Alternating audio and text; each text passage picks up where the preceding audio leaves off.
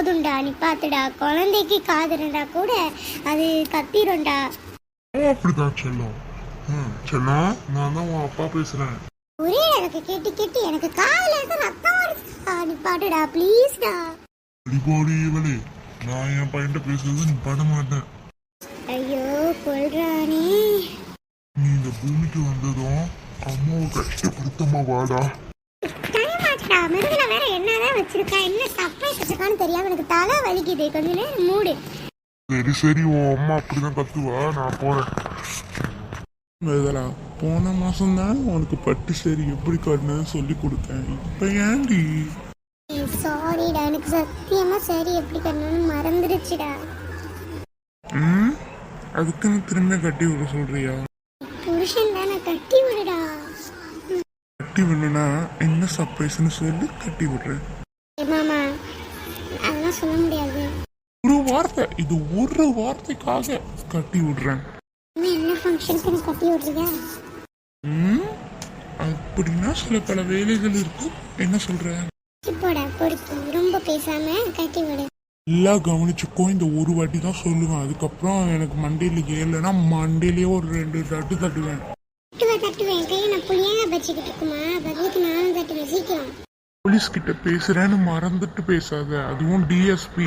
ஊருக்கே ராஜாவா இருந்தாலும் பொண்டாட்டிக்கு விளக்கு மாறினான்வாங்க, அதே மாதிரிதான் ஒரு கேணிக்கா டிஎஸ்பியா இருந்தாலும் பொண்டாட்டிக்கு ஒரு விளக்கு மாறிதான்.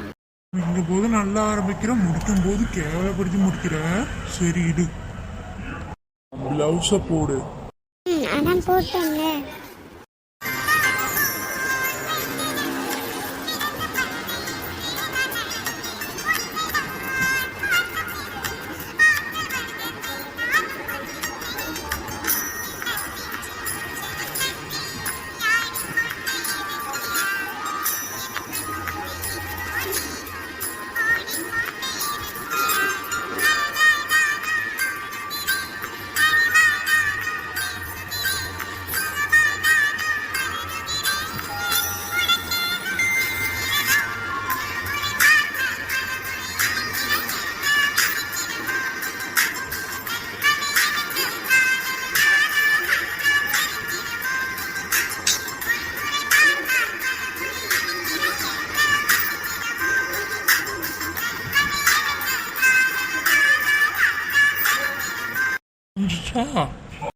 புரியுது புரியுது.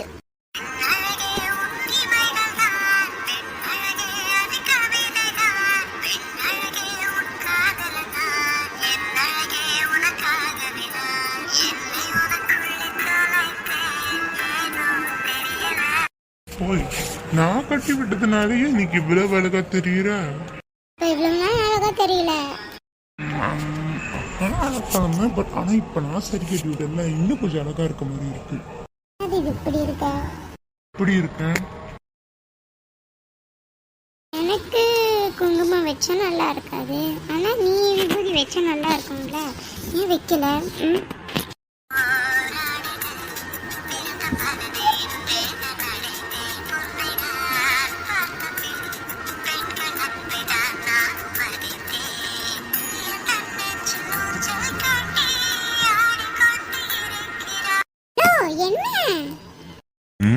இல்ல, இன்னைக்கு என் பொண்ணுக்கு ரொம்ப அழகா தெரிய மாதிரி இருக்கு.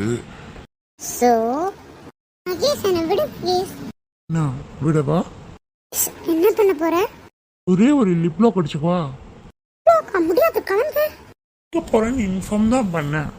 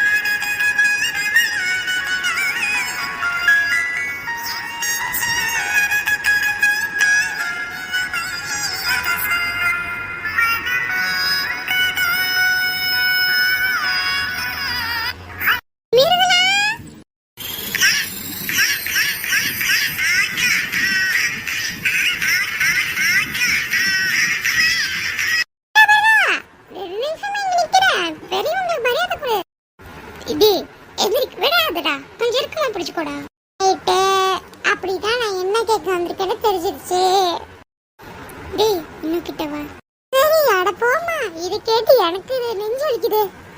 போங்கக்கா நான் வரேன். ரொமான்ஸ் பண்ணுங்கம்மா, ரொமான்ஸ் பண்ணுங்க. வருதுலா எங்க வருதுலா? அத்தை பர்த்டேக்கு கேக்கெல்லாம் எங்க வருதுலா? விஷயம் சொல்லுவேன், அது அத்தைக்கும் மாமாக்கும் அதுவே கேக் மாதிரி தான் இருக்கும். அண்ட் அனோக்கா விக்ரமாமா உங்களுக்கு அது கேக் மாதிரி தான் இருக்கும். பேலன்ஸ் இருக்கிற பேர்லாம் வந்து கொடுத்து சந்தோஷப்பட்டு அவங்களும் சந்தோஷப்பட்டுப்பாங்க. அப்படியெல்லாம் பிடிக்க முடியாது. எங்களுக்கு கேட்கலன்னா நாங்களாம் இருக்க மாட்டோம். மாமா என்னை பார்த்து பேசுறீங்க? இருக்குல்லா, நீ என்ன ஆயுஸ் வச்சாலும் நான் பயங்கரதா இல்ல. சீக்கிரம் சொல்லு. அப்படின்னா பொண்டாட்டிக்கு பதிலாக ஏன் புருஷன் தான் உங்க எல்லாருக்கும் ஒரு கேக் வாங்கி தருவாரு, வச்சுக்கோங்க. ஏய், நடக்கிறதே வேற. மொத்தமா சம்பளத்தையும் முடிச்சிருவோம் போல. ஏய் ரொம்ப பேசாத. சரி சரி, சீக்கிரம் சொல்லுடி. எனக்கு சஸ்பென்ஸ் தாங்க முடியல. இது என்னதுன்னா முதல்ல நான் அத்தை கிட்ட சொல்லிடுறேன். அத்தை நீங்க ஒரு வாட்டி கிச்சன்ல சமைக்கும் போது சொன்னீங்களே உங்க பையன் காணா போயிட்டாருன்ட்டு.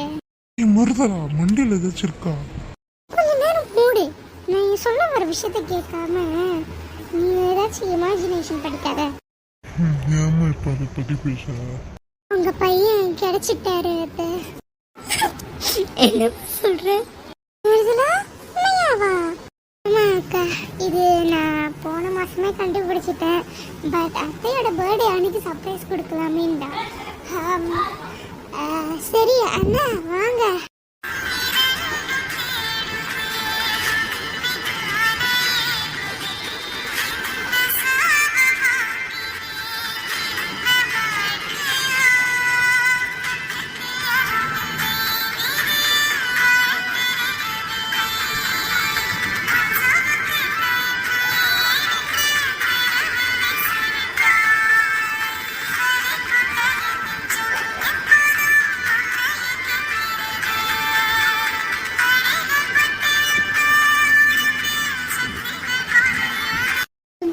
கரெக்டா சொல்ற, இவன் தான் எங்க பையனு.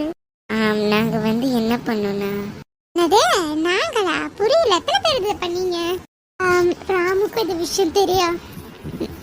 அத்தையோட பிளட்டையும் இவரோட பிளட் சாம்பிளையும் வச்சு தான் நாங்கள் டெஸ்டிங் பண்ணோம். அப்போ இவங்களுக்கு பாசிட்டிவ் தான் வந்துச்சு. அதுவும் ராம் ஹாஸ்பிட்டல் தான். இந்த விஷயம் ராமுக்கும் தெரியுமா? ராமுக்கு மட்டும் தெரியாது, எனக்கு ராமுக்கு சீதாக்கு 3 பேர்த்துக்கும் இந்த விஷயம் தெரியும். பாவி, அப்படின்னா எங்க தள்ளதான் மிளகா அரைச்சிருக்க?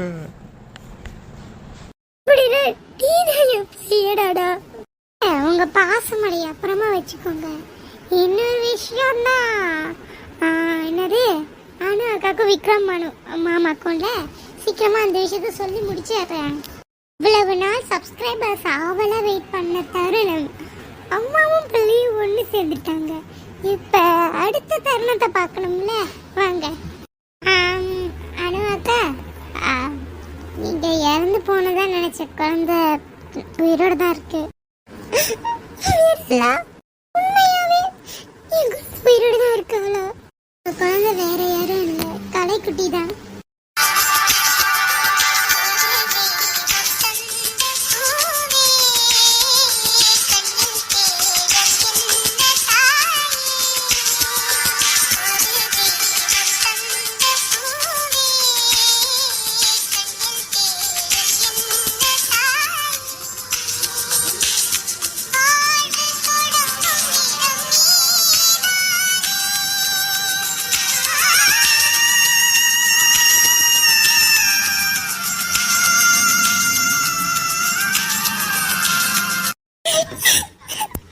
சாரிடா மாமா, மன்னிச்சுக்கோ.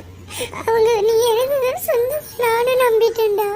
அதனாலதான் இத்தனை வருஷம் எந்த உறவுகளும் இல்லாம நீயும் தனியாவே இருந்திருக்க.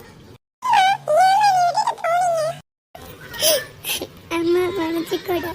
அவங்க சொன்னதை நம்பி நானும் நம்பிட்டேன்டா.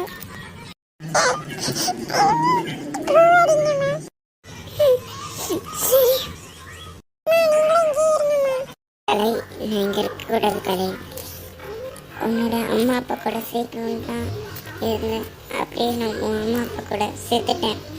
இதுக்கப்புறம் நான் போகணும். கலை இல்லை, என் பொண்ணு நீங்கள் தான் சேர்த்து கொடுத்தீங்க. ஸோ நீங்களும் இங்கே இருக்கலாம்ல.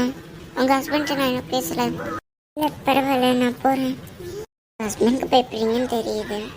ஏன்னா உங்கள் ஹஸ்பண்ட் நம்பரை கொடுங்க. என் ஹஸ்பண்ட், அதாவது ஐ மீன் என் ஹஸ்பண்ட் வந்து அவர் இப்போ என் கூட இல்லை. 2 பேருக்குள்ள சண்டையா? உங்களுக்குள்ள என்ன சண்டை நீ? புரியல. உங்களுக்குள்ளனா? இல்லை, அவர் ஏதோ சொல்கிறாரு, நீங்கள் அதை கண்டுக்காதீங்க, நான் போகிறேன். அண்ணி, எனக்கு கல்யாணம் ஆச்சு அண்ணி. என் ஒய்ஃப் யாரும் இல்லை, பவானி தான். டீ என்னடா சொல்கிற? காலேஜ் ஃபெஸ்டிவலில் ஓவராக ஃபுட் ட்ரிங்க் பண்ணதில் என் கண்ட்ரோலில் இருந்து பவானியை இது பண்ணிட்டேன். ஆனால் பவானி அதுக்குள்ளே போயிட்டா காலையில். என்னால் அதுக்கப்புறம் இவ்வளோ பார்க்க முடியல. பட் ஆனால் கல்யாணம் பண்ணால் பவானி மட்டும்தான் பண்ணுவேன். என்னடா கல்யாணம் பண்ணிக்கோ. தேங்க்ஸ்மா. பவானி அத்தை இங்க பாருங்க அத்தை, இதெல்லாம் சரியே இல்ல அத்தை. இதுல இவ்வளவு நேரம் நல்ல பொண்ணு மாதிரி பேசுறேன், பின்னாடி சீரியல் வில்லி மாதிரி பேசுறேன். வாயமுடுங்க, எப்பயுமே இப்படி பேசுனா சீரியல் நினைச்சுக்கிறீங்க. யோசனை என்ன? என்னோட பேக் ஃபாலோவர்ஸ்லாம் கொடுக்க பார்க்குறீங்களா? இப்போ பாருங்க அத்தை, என்ன அத்தை, எங்களுக்கு தான் நல்ல நேரம் பார்த்து கல்யாணம் வச்சிங்க, அதெல்லாம் நடந்துச்சு. இவங்களுக்கும் நாளைக்கு நல்ல நேரம்ல, நாளைக்கு இவங்க 2 பேர்த்துக்கும் கல்யாணம் வச்சுருங்க.